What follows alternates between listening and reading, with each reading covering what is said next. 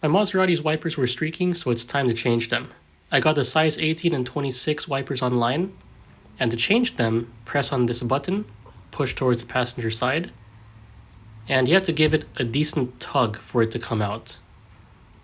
Now, don't be discouraged, just make sure you hold on with both hands, otherwise if you don't, you want to make sure that arm doesn't hit the window.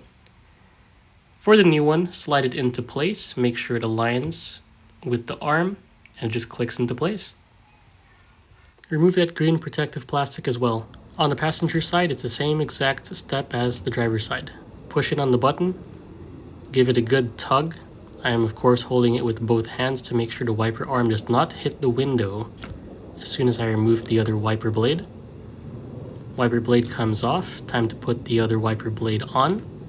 Taking this right here, removing the green plastic part, then aligning it with the wiper arm. Clicked into place and we're good to go. Both wipers are now installed. Running the wipers again and they're not streaking this time. That's it. Hope you guys like and subscribe. Thank you very much for watching.